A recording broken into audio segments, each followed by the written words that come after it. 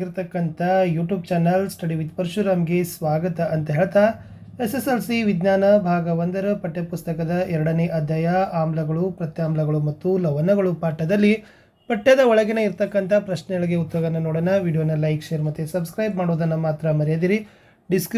Description ಬಾಕ್ಸನ್ನು ಒಂದ್ಸರಿ check ಮಾಡಿಕೊಡ್ರಿ. ಖಂಡಿತವಾಗಿ ನಿಮಗೆ ಎಲ್ಲ ವಿಷಯಗಳ ಒಂದು ಪ್ಲೇಲಿಸ್ಟ್ ಲಿಂಕ್ ಇದ್ದಾವೆ. ಸೊ ಈಸಿಯಾಗಿ ಪ್ರಶ್ನೋತ್ತರವನ್ನು ನೀವು ನೋಡ್ಬೋದು. ಪೇಜ್ ನಂಬರ್ 22ರಲ್ಲಿ ಇರ್ತಕ್ಕಂಥ ಪ್ರಶ್ನೆ: ನಿಮಗೆ 3 ಪ್ರಣಾಳಗಳನ್ನು ನೀಡಲಾಗಿದೆ. ಅದರಲ್ಲಿ ಭಟ್ಟಿಳಿಸಿದ ನೀರು ಮತ್ತು ಇನ್ನೆರಡರಲ್ಲಿ ಕ್ರಮವಾಗಿ ಆಮ್ಲೀಯ ಮತ್ತು ಪ್ರತ್ಯಾಮ್ಲೀಯ ದ್ರಾವಣಗಳಿವೆ. ನಿಮಗೆ ಕೇವಲ ಕೆಂಪು ಲಿಟ್ಮಸ್ ಕಾಗದವನ್ನು ಮಾತ್ರ ನೀಡಿದರೆ ಪ್ರಣಾಳದಲ್ಲಿನ ಪ್ರತಿಯೊಂದು ಮಾದರಿಯನ್ನು ಹೇಗೆ ಗುರುತಿಸ್ತೀರಿ ಅಂತ ಕೇಳಿದರು. ಉತ್ತರ: ಫಸ್ಟ್ ನೀಲಿ ಲಿಟ್ಮಸ್ ಕಾಗದವನ್ನು ಒಂದೊಂದೇ ಪ್ರಣಾಳದಲ್ಲಿ ಅದ್ದಿ ಹೊರತೆಗಿಬೇಕು. ಇನ್ನೊಂದು ಪ್ರಣಾಳದಲ್ಲಿ ಅದ್ದುವ ಮೊದಲು ಅಸವಿತ ನೀರಿನಲ್ಲಿ ತೊಳಿಬೇಕು. ಆವಾಗ ವೀಕ್ಷಣೆಯನ್ನು ಆಧರಿಸಿ ತೀರ್ಮಾನ ಮಾಡ್ಬೋದು. ಬಣ್ಣ ಬದಲಾಗದಿದ್ದರೆ ಅದನ್ನು ಭಟ್ಟಿಳಿಸಿದ ನೀರು ಅನ್ನಬೇಕು. ಕೆಂಪು ಲಿಟ್ಮಸ್ ಕಾಗದದಿಂದ ನೀಲಿ ಬಣ್ಣಕ್ಕೆ ತಿರುಗಿದರೆ ಪ್ರತ್ಯಾಮ್ಲ ಅಂತ ಗುರುತಿಸಬೇಕು. ನೀಲಿಯಾದ ಲಿಟ್ಮಸ್ ಕಾಗದ ಪುನಃ ಕೆಂಪು ಬಣ್ಣಕ್ಕೆ ಬದಲಾದರೆ ಆಮ್ಲ ಅಂತ ಗುರುತಿಸಬೇಕು ಅಂತ ಬರೆದ್ರೆ ನಿಮ್ಮ ಉತ್ತರ ಕಂಪ್ಲೀಟ್ ಆಗ್ತದೆ. ಮುಂದಿನ ಪ್ರಶ್ನೆ ಪೇಜ್ ನಂಬರ್ 27. ಎಸ್, ಮೊಸರು ಮತ್ತು ಹುಳಿ ಪದಾರ್ಥಗಳನ್ನು ಹಿತ್ತಾಳೆ ಮತ್ತು ತಾಮ್ರದ ಪಾತ್ರೆಗಳಲ್ಲಿ ಏಕೆ ಸಂಗ್ರಹಿಸಿ ಇಡಬಾರ್ದು ಅಂತ ಕೇಳಿದರು. ಸೊ ಉತ್ತರ ಏನದಪ್ಪ ಅಂದ್ರೆ, ಮೊಸರು ಮತ್ತು ಹುಳಿ ಪದಾರ್ಥಗಳಲ್ಲಿರುವ ಆಮ್ಲ ಹಿತ್ತಾಳೆ ಮತ್ತು ತಾಮ್ರದೊಂದಿಗೆ ವರ್ತಿಸಿ ಹೈಡ್ರೋಜನ್ ಅನಿಲ ಮತ್ತು ವಿಷಕಾರಿ ವಸ್ತುವನ್ನು ಉತ್ಪಾದಿಸುತ್ತದೆ. ಆದ್ದರಿಂದ ಮೊಸರು ಮತ್ತು ಹುಳಿ ಪದಾರ್ಥಗಳನ್ನು ಹಿತ್ತಾಳೆ ಮತ್ತು ತಾಮ್ರದ ಪಾತ್ರೆಗಳಲ್ಲಿ ಸಂಗ್ರಹಿಸಿ ಇಡಬಾರ್ದು ಅಂತ ಬರೆದ್ರೆ ಸಾಕು. ಮುಂದಿನ ಪ್ರಶ್ನೆ: ಆಮ್ಲವು ಲೋಹದೊಂದಿಗೆ ವರ್ತಿಸಿದಾಗ ಸಾಮಾನ್ಯವಾಗಿ ಯಾವ ಅನಿಲ ಬಿಡುಗಡೆಯಾಗ್ತದೆ? ಉದಾಹರಣೆಯೊಂದಿಗೆ ವಿವರಿಸಿರಿ. ಈ ಅನಿಲದ ಅಸ್ತಿತ್ವವನ್ನು ನೀವು ಹೇಗೆ ಪರೀಕ್ಷೆ ಮಾಡ್ತೀರಿ? ಉತ್ತರ: ಆಮ್ಲವು ಲೋಹದೊಂದಿಗೆ ವರ್ತಿಸಿದಾಗ ಸಾಮಾನ್ಯವಾಗಿ ಹೈಡ್ರೋಜನ್ ಅನಿಲ ಬಿಡುಗಡೆ ಮಾಡ್ತೀವಿ. ಪ್ರಣಾಳದಲ್ಲಿ 5 ml ಸಾರರಿಕ್ತ ಸಲ್ಫ್ಯೂರಿಕ್ ಆಮ್ಲ ತೆಗೆದುಕೊಂಡು ಅದಕ್ಕೆ ಕೆಲವು ಸತುವಿನ ಚೂರುಗಳನ್ನು ಸೇರಿಸಿ ಬಿಡುಗಡೆಯಾದ ಅನಿಲವು ಸಾಬೂನಿನ ದ್ರಾವಣದ ಮೂಲಕ ಹಾಯಿಸಿ ಸಾಬೂನಿನ ದ್ರಾವಣದಲ್ಲಿ ಗುಳ್ಳೆಗಳು ಉಂಟಾಗ್ತವೆ. ಈ ಗುಳ್ಳೆಗಳು ಹೈಡ್ರೋಜನ್ ಅನಿಲಗಳನ್ನು ಒಳಗೊಂಡಿರ್ತದೆ. ಇದನ್ನೇ ಬರಿಬೋದು Zn+H2SO4 it gives to ZnSO4+H2. ಅಂದರೆ ಈ ಅನಿಲದ ಅಸ್ತಿತ್ವವನ್ನು ಪರೀಕ್ಷೆ ಮಾಡಲಿಕ್ಕೆ ಹೈಡ್ರೋಜನ್ ಅನಿಲ ತುಂಬಿದ ಗುಳ್ಳೆಗಳ ಹತ್ತಿರ ಉರಿಯುತ್ತಿರುವ ಮೇಣದ ಬತ್ತಿಯನ್ನು ತರಬೇಕು. ಆಗ ಅದು ಪಾಪ್ ಶಬ್ದದೊಂದಿಗೆ ಉರಿತದೆ ಅಂತ ಬರೆದ್ರೆ ಸಾಕು. ಮುಂದಿನ ಪ್ರಶ್ನೆ: ಎಸ್, ಲೋಹೀಯ ಸಂಯುಕ್ತ ಎ ಸಾರರಿಕ್ತ ಹೈಡ್ರೋಕ್ಲೋರಿಕ್ ಆಮ್ಲದೊಂದಿಗೆ ವರ್ತಿಸಿ ಗುಳ್ಳೆಗಳನ್ನು ಉತ್ಪತ್ತಿ ಮಾಡ್ತದೆ. ಬಿಡುಗಡೆಯಾದ ಅನಿಲ ಉರಿಯುವ ಮೇಣದ ಬತ್ತಿಯನ್ನು ಆರಿಸ್ತದೆ.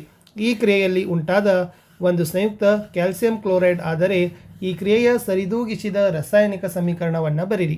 CaCO3+2HCl it gives to CaCl2+CO2+H2O ಅನ್ನೋದು ಉತ್ತರ ನಿಮ್ಮದು ಬರಬೇಕು. 5ನೇ ಪ್ರಶ್ನೆ: ಎಸ್, HCl, HNO3 ಇತ್ಯಾದಿಗಳು ಜಲೀಯ ದ್ರಾವಣದಲ್ಲಿ ಆಮ್ಲೀಯ ಗುಣಗಳನ್ನು ಪ್ರದರ್ಶಿಸ್ತದೆ.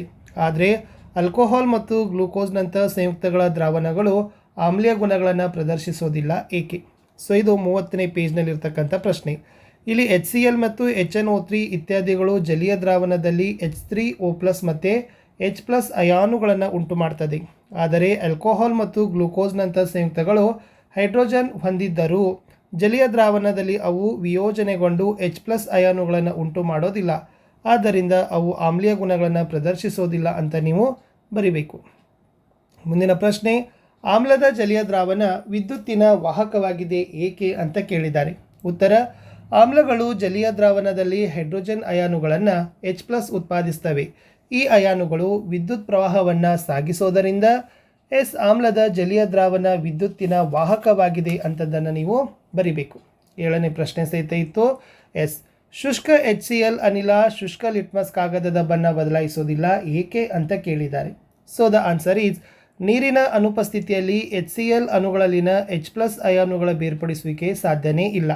ಆದ್ದರಿಂದ ಶುಷ್ಕ HCl ಅನಿಲ ಶುಷ್ಕ ಲಿಟ್ಮಸ್ ಕಾಗದದ ಬಣ್ಣ ಬದಲಾಯಿಸೋದಿಲ್ಲ ಅಂತ ನೀವೇನು ಮಾಡಬೇಕಾಗಿತ್ತು ಫ್ರೆಂಡ್ಸ್? ಬರೆದ್ರೆ ಉತ್ತರ ಕಂಪ್ಲೀಟ್ ಆಗ್ತಿತ್ತು. ನೆಕ್ಸ್ಟ್ ಏನು ಕೇಳಿದ್ದಾರೆ ಅಂದ್ರೆ, ಆಮ್ಲವನ್ನು ಸಾರರಿಕ್ತಗೊಳಿಸುವಾಗ ಆಮ್ಲವನ್ನೇ ನೀರಿಗೆ ಸೇರಿಸಬೇಕೆಂದು ಆಮ್ಲಕ್ಕೆ ನೀರು ಸೇರಿಸಬಾರದೆಂದು ಶಿಫಾರಸು ಮಾಡುವುದೇಕೆ ಅಂತ ಕೇಳಿದರು. ಮೋಸ್ಟ್ ವೆರಿ ಇಂಪಾರ್ಟೆಂಟ್ ಆಗಿರ್ತಕ್ಕಂಥ ಕ್ವಶನ್. ಆ್ಯನ್ಯುವಲ್ ಎಕ್ಸಾಮ್ಗೂ ಕೂಡ ಇದು ಬರ್ತಾ ಇದೆ. ಏನು ಬರಿಬೇಕಂದ್ರೆ, ಆಮ್ಲ ಮತ್ತು ಪ್ರತ್ಯಾಮ್ಲವನ್ನು ನೀರಿನಲ್ಲಿ ವಿಲೀನಗೊಳಿಸುವ ಪ್ರಕ್ರಿಯೆ ಅತಿ ಬಹಿರುಷ್ಣಕವಾಗಿದೆ. ಅಂದರೆ ನೀರನ್ನು ಸಾರೀಕೃತ ಆಮ್ಲಕ್ಕೆ ಸೇರಿಸಿದರೆ ಉತ್ಪತ್ತಿಯಾಗುವ ಮಿಶ್ರಣ ಹೊರಸಿಡಿಯುವಂತೆ ಮಾಡಬಹುದು, ಸುಟ್ಟ ಗಾಯಗಳನ್ನು ಉಂಟು ಮಾಡ್ತದೆ. ಆದರೆ ಅತಿಯಾದ ಬಿಸಿಯಾಗುವಿಕೆಯಿಂದ ಗಾಜಿನ ಸಂಗ್ರಾಹಕವು ಒಡಿಬೋದು. ಆದ್ದರಿಂದ ಆಮ್ಲವನ್ನು ಸಾರರಿಕ್ತಗೊಳಿಸುವಾಗ ಆಮ್ಲವನ್ನೇ ನೀರಿಗೆ ಸೇರಿಸಬೇಕು ಅನ್ನೋದನ್ನು ನೀವೇನು ಮಾಡಬೇಕಿತ್ತು, ಬರಿಬೇಕಿತ್ತು. ಮುಂದಿನ ಪ್ರಶ್ನೆ, ಆಮ್ಲದ ದ್ರಾವಣವನ್ನು ಸಾರರಿಕ್ತಗೊಳಿಸುವಾಗ ಹೈಡ್ರೋಜನ್ ಅಯಾನು H3O+ ಅಯಾನುಗಳ ಸಾರತೆ ಹೇಗೆ ಪ್ರಭಾವಿತಗೊಳ್ಳುತ್ತದೆ ಅಂತ ಪೇಜ್ ನಂಬರ್ 31ರಲ್ಲಿ ನಿಮಗೆ ಕೇಳಿದ್ದಾರೆ. ಉತ್ತರ, ಆಮ್ಲದ ದ್ರಾವಣವು ಸಾರರಿಕ್ತಗೊಳಿಸಿದಾಗ ಏಕಮಾನ ಗಾತ್ರದಲ್ಲಿರುವ ಹೈಡ್ರೋನಿಯಂ ಅಯಾನು H3O+ ಅಯಾನುಗಳ ಸಾರತೆ ಕಡಿಮೆ ಮಾಡ್ತದೆ ಅಂತ ಬರೆದ್ರೆ ಸಾಕು. ಇನ್ನು ಮುಂದಿನ ಪ್ರಶ್ನೆ, ಸೋಡಿಯಂ ಹೈಡ್ರಾಕ್ಸೈಡ್ನ ದ್ರಾವಣದಲ್ಲಿ ಹೆಚ್ಚಿನ ಪ್ರಮಾಣದ ಪ್ರತ್ಯಾಮ್ಲವನ್ನು ಕರಗಿಸಿದಾಗ ಹೈಡ್ರಾಕ್ಸೈಡ್ ಅಯಾನು OH- ಸಾರತೆ ಹೇಗೆ ಪ್ರಭಾವಿತ ಮಾಡ್ತದೆ? ಅಂದರೆ ಸೋಡಿಯಂ ಹೈಡ್ರಾಕ್ಸೈಡ್ನ ದ್ರಾವಣದಲ್ಲಿ ಹೆಚ್ಚಿನ ಪ್ರಮಾಣದ ಪ್ರತ್ಯಾಮ್ಲವನ್ನು ಕರಗಿಸಿದಾಗ ಹೈಡ್ರಾಕ್ಸೈಡ್ ಅಯಾನು OH- ಸಾರತೆಯನ್ನು ಹೆಚ್ಚಿಸ್ತದೆ.